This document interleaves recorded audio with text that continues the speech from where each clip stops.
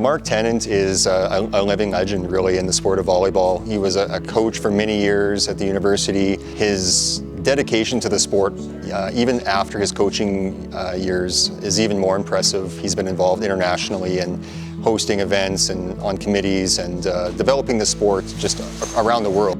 World U20 or Women's Junior World Championship was held every 2 years. And it had been held in major cities around the world, like Seoul and Rio de Janeiro and in Italy. Canada really had never got onto that circuit. In 1997, it would have been awarded to the Dominican Republic. They were prepared and they have the facilities to host this for the teams, 16 teams from around the world. In the fall of 1996, it was hit by a hurricane.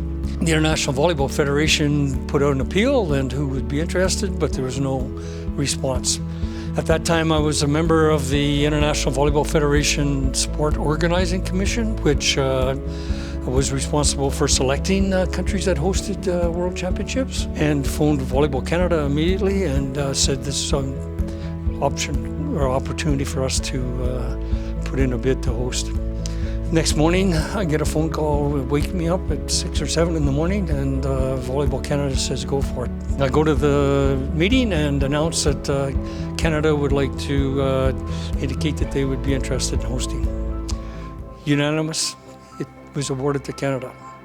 So we had 8 months to get ready for a World Championship with 16 teams.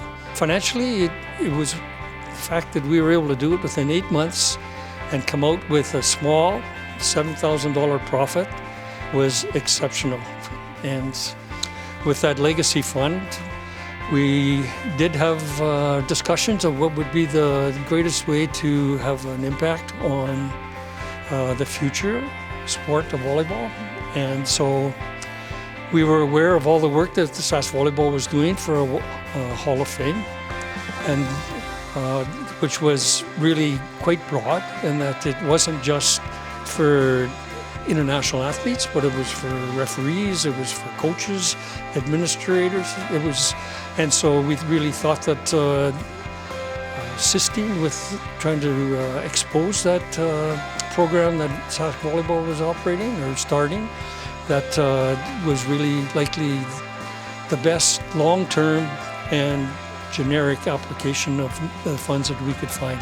Sask Volleyball started our Hall of Fame program in 2015, and so we do have a selection process where any member can nominate either a coach or a referee or an athlete or a team or a builder, any of those categories, and our awards committee will take a look at each nomination, and they usually select somewhere between 1 and 2 nominees per year. Well, I think it's pretty cool that we're able to recognize the accomplishments of over 50 years of volleyball in the province with athletes, coaches, referees, and today's athlete and coach and referee, they can walk by this Hall of Fame and just sort of see the history and be inspired to accomplish great things.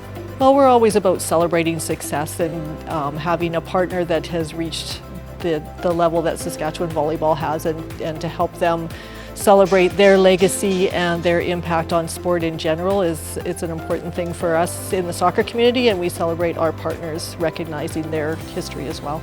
The provincial championships have been held here for around 20 years. All of our major events that we have for club volleyball are held at this facility. It's just a great volleyball facility where it's really the only place in the province where you can have 12 courts under the same roof, all happening at the same time. And we just love coming here.